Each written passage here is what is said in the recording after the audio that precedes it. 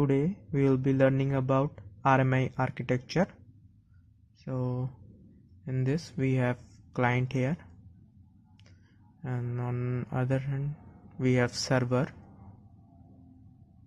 and there is stub which is associated with client, and skeleton which is associated with server. Then here we have RRL, that is remote reference layer. Similarly, on the other side we have same RRL, and at the last we have transport layer.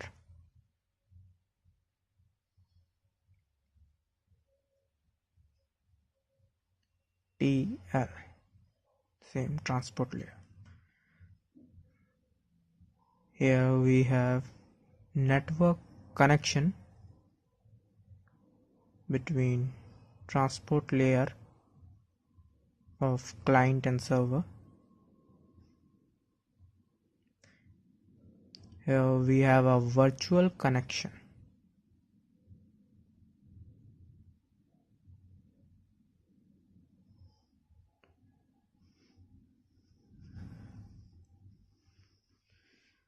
Now at the top we have application layer, it is the topmost layer, and then we have proxy layer.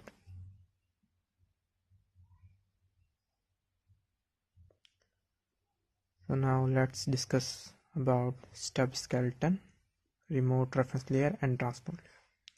Stub, it is a Java object which reside at client side.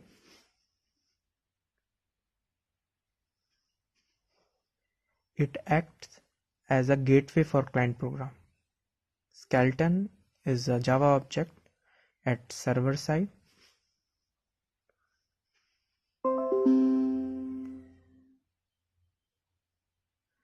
RRL, remote reference layer, it is a layer which manages the references made by the client to the remote object.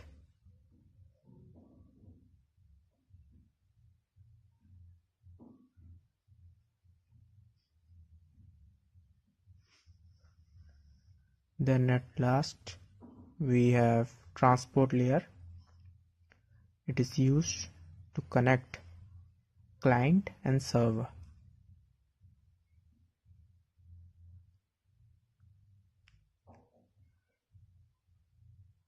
It manages the connection. Then the connection can be already existing connection, or it can be a new connection.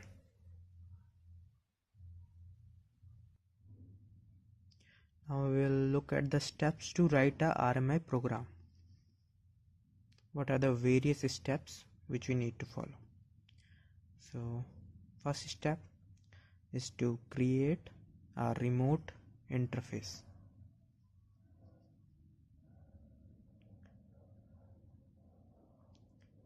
Second step, implement the remote interface.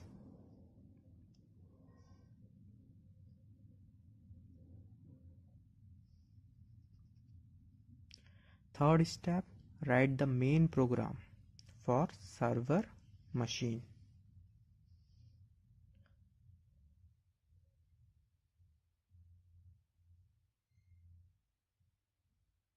Fourth step, implement client side.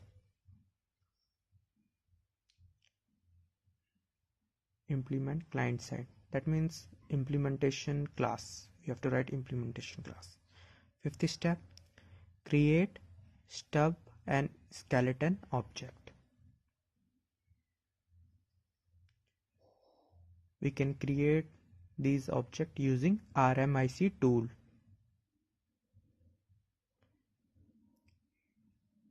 Sixth is start RMI registry on server machine.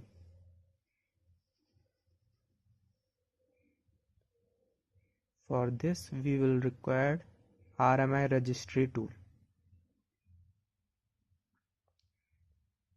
7th step, create and start server remote application. Create and start server remote application.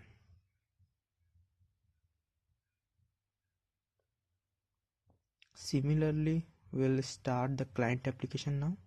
So 8th step is create and start client application. Client application.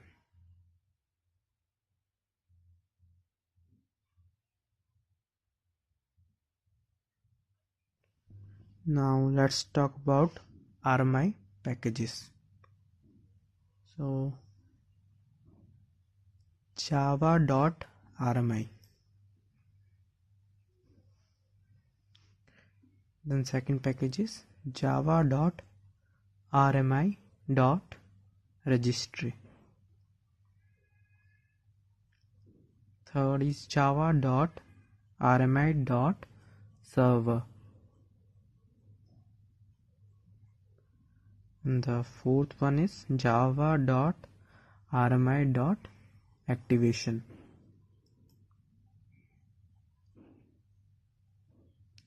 In java.rmi we have remote interface,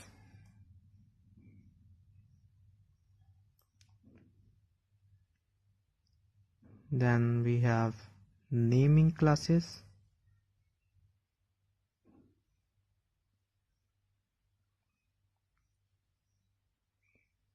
and then we have RMI security manager class.